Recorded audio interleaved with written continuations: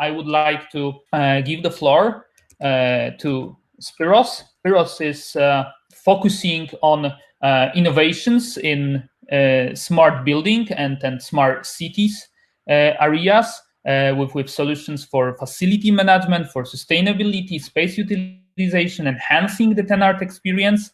And he's working internally with different groups at Microsoft Product Engineering around RealWear HMT1, around Azure, around mixed reality. Spyros, I'm warmly welcoming you, and the floor is yours. Thank you, everyone, for having me on this webinar. And those are some excellent presentations before me. I have the honor to talk to you about how we see this from the Microsoft perspective. And I wasn't going to give an in-depth talk about Microsoft technologies, but rather put this in context about how we see field service technicians using technologies, including this this device from RealWear and the services from TTPSC. That said, I'm in a part of Microsoft where I focus specifically on smart buildings and a little bit on smart cities. So my context is specifically around that, not so much around manufacturing or oil and gas. Just in terms of context, I want to point out, amongst other things, that we have a lot of buildings that we experiment on ourselves first before working with customers. This is my campus in the Microsoft Seattle area, where we've got 125 buildings, lots of devices or pieces of equipment in them. We're monitoring about 456,000 objects every 5 minutes and pulling in about 160 million records a day into our smart building systems, which give us a lot of advantages. And this is what we do for what we recommend to our customers as well. We have a lot of customers coming to us trying to work out how to improve the efficiency of their operations and so on. That said, this is the guy that we care about, right? How do we support this guy? How do we, in this case, celebrating the field service technician and how he is being helped to do his job by these various technologies. And specifically, this technology, right? You saw from Sanjay, you heard from Adam and Nate about the use of the RealWear HMT1, and I'll talk to you a little bit about the use of it in smart buildings. And specifically, in terms of software and technologies, from our point of view, it's the use of Microsoft Azure, our cloud, and the use of Microsoft Dynamics, which is our, in this context, our CMMS program for managing your workforce, managing work orders, and so on. Plus, in our case, software from a company called Iconics. These are 3 pieces of software that are used in our implementation and by our customers, hardware and software from RealWear, and of course, pieces from TTPSC. That being said, the question is, where are we seeing field service technicians have a major impact? Customers come to us with hundreds of different things they want to do or they believe that would be valuable to them. It really comes down to a set of common ones that we see very frequently around facilities management, around space utilization, health and wellness. Sanjay talked a bit about the impact of COVID, around travel and transportation, safety, and not so much right now, but a lot in pre-COVID days about optimizing the workforce. In all of these, we have a lot of value we can add by virtue of using software, but it all comes down to where the field service technician actually does something in order to achieve value here.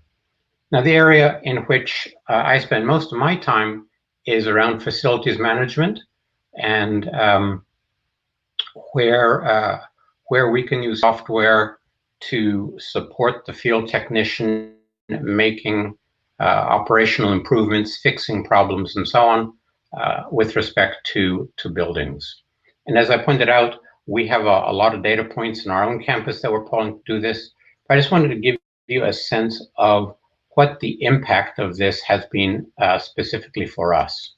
And this is a case of one building on our campus, and this is the electrical consumption since November of 2010 to the end of last year. And the only thing we did here in February of 2013 was add software, right? This is the only thing we did here. We didn't add hardware, we didn't change occupancy, we didn't change the building, we just added smart building software. And this is, now here's the linear regression of the kilowatts consumed. And the reason I chose this one building is it's the prettiest chart I have. But if you look at all our buildings, we're saving 30% on our electrical consumption by the use of smart building software, by the 5th year on the software. So question is, how is technology supporting users, field technicians to do their job and derive those benefits? And it really comes down to pretty much four distinct areas where we see a lot of this value. And the first one is getting the data. Just how do you get the data from devices? The second one is how do you analyze it to tell you what's wrong? Third one is how you present it to the technician. And the fourth is how do you help the technician actually do his job? So taking the first one about how do you actually get the data, this is all about getting the field service technician raw information from the systems that are running so that they can see which ones have problems, which ones need to be addressed, and so on. What we have is really an abundance of data, right? There's data coming in from all of these systems in through various different gateways, different firewalls, different devices, into the system. I wanted to play you a quick video, and Adam, this is a video from RealWear. I want to highlight one point of it, but it's a fun, I wouldn't say marketing video, but it's a fun video from RealWear that'll illustrate this point about data. Adam, could you play this, or do you want me to play it from here? Looks like you're up, rookie. Hello, Adam. You there?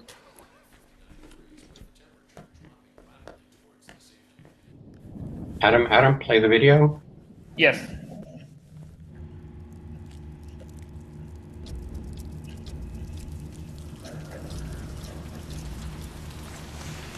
That's 30. Oh no. Oh no. Really? No!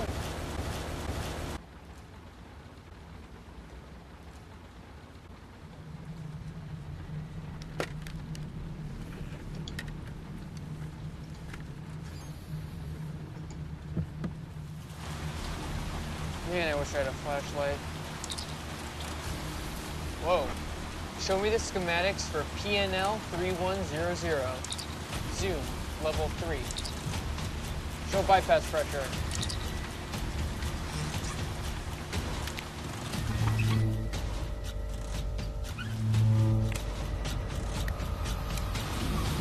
You all right up there? Oh, I'm fine. Just finishing up.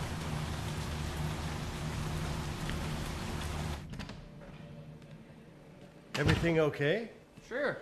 It was easy. So when were you planning on telling them about that new device? Oh, I knew he'd figure it out.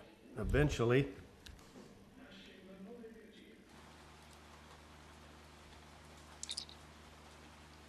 So,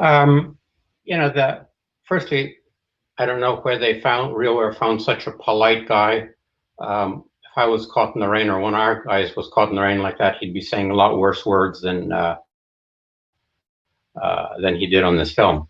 But the thing I wanted to highlight here was this scene here, right? He says, "Show me the bypass pressure." This is data that the technician is seeing in the device. So this is the scene in that video that I wanted to highlight, where the gentleman says, "Show me bypass pressure," and he's seeing in his device the pressure in the equipment that he's looking at, right? So here is where the connection comes to the smart building environment. Data is coming from that device through probably some controller, maybe a building BMS, into, in our case, into our cloud platform, being enriched and normalized and translated into a consumable format. And then the technician is using voice control to request a display of what that information is. Right? This is a case of getting the data through the entire back-end system so that the technician can not only see what the pressure is, but one thing they don't show you in this video is, let's say that he then decides that what he has to do is turn some handle there. He can then see whether his actions had the effect that he wanted them to have, or he needed it to have.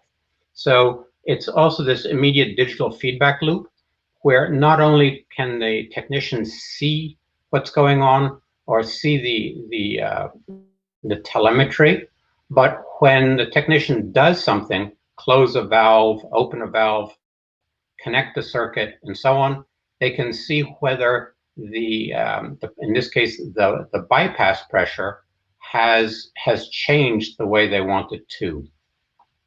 We have a number of different things you can do. I was just going to show you a brief little demo here. Let me find that demo.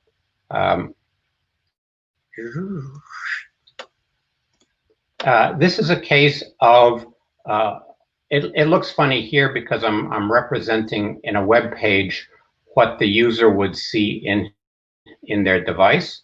But this is a case where the HMT1 is looking at a variable frequency drive that's running and monitoring the speed of a fan. And the user can, in this case, would say next page. And what they would see, they would start to see some of the telemetry coming from that device, right? So here, using voice commands, they can see telemetry. They can actually do the, they can actually use voice commands also to issue commands. So here they could say set frequency high. Now this is a real system. This is going into an operating system. So there'll be a lag. So you see that the frequency, the user, or I told the machine to go faster. So the frequency has gone up. And what you'd actually see shortly, because there's a lag between the time that the frequency goes up and the system pulls it and you get the data back. But you'll see that the motor speed is now here. The user also got an alert in the HMT1 that there's a problem, because they don't want the fan speed to be greater than this. So at that point, you'd say, set the speed back to low and go on. That's just an example. In the video, you saw the technician looking at some direct data in a nice stylized video. Here, what you actually saw was this is real live interaction with a VFD that's running on our campus that's connected to a motor. So going past that, we've got the raw telemetry coming in. The next stage is how do you analyze it, right? Because the raw telemetry doesn't actually tell you that this is a good or bad number. It just tells you this is the number. there's no lack of applications that can deliver insights. All the data is coming from all these devices up into the cloud. You might be looking at power meter data, some sort of operations data, occupancy data, lighting data. There's a lot of different applications up there that can be providing insights from the data that it's got. The question is, how does this get transmitted to the field service technician? And one of the things to note, I like to point this out, especially when I'm meeting with technology people, and that is that the IT is only so useful. What you really need is the expertise of the field service technician for generating something valuable. These two charts are from the exact same building, but using a different set of rules put in by two different technicians.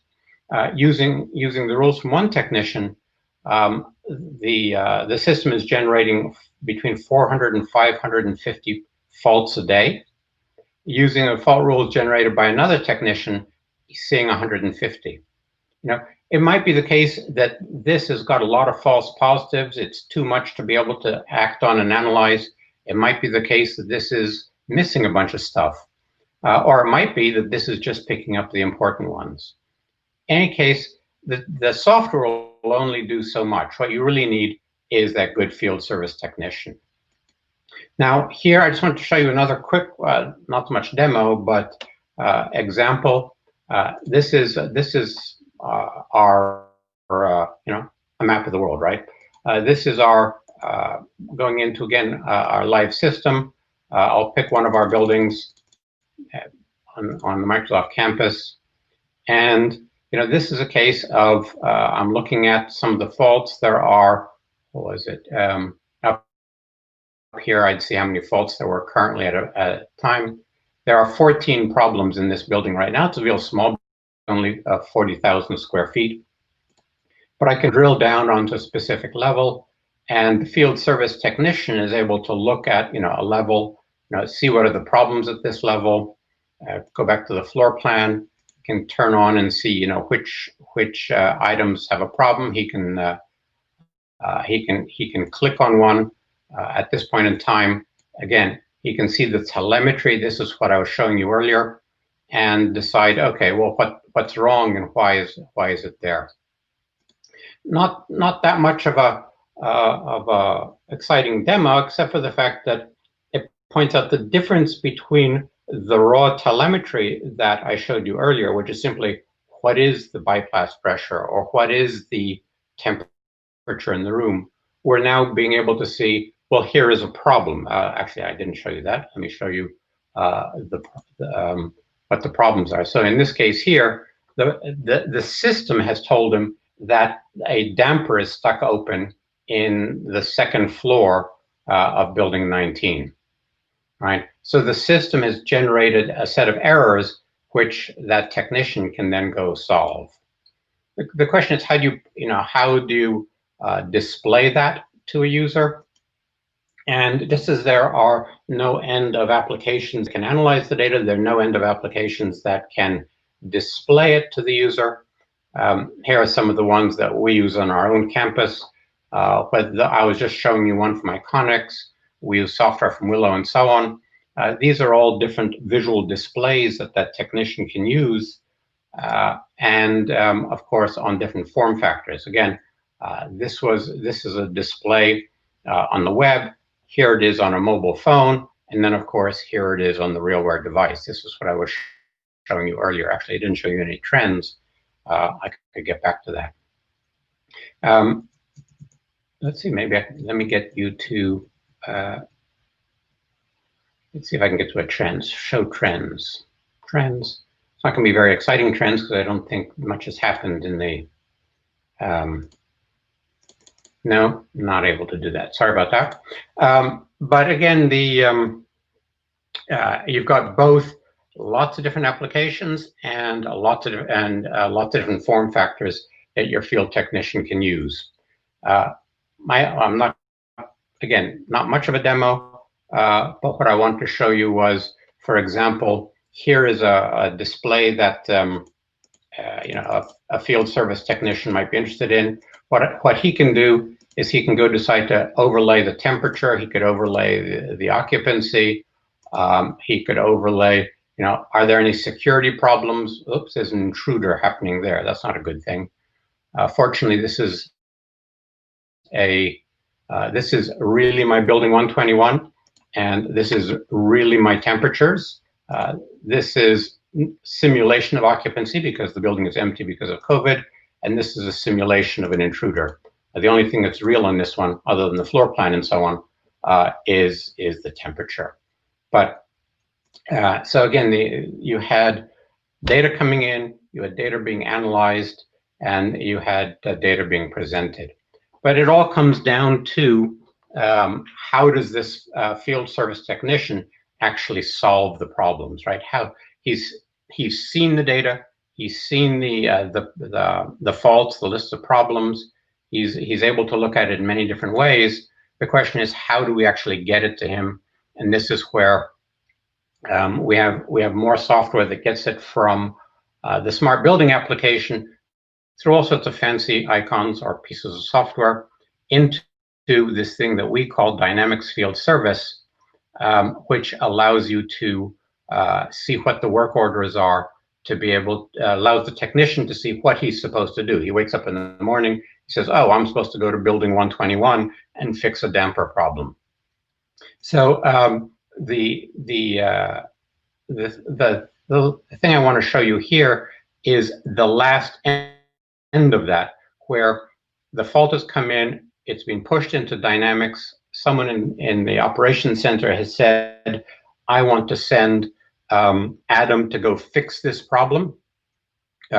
Adam, of course, turns around and says, "No, Nate, you go fix it." So Nate goes off and fix it. And so what he would see, and in this case, Adam, I didn't send you this one. It should be easy enough because there's no major video. But this is what the technician would see in the RealWear device. Transition Technologies wrote this client for us. We have it in Dynamics Field Service. In order to get this visible on the RealWear device, Transition Technologies wrote a client which can be installed on the RealWear device.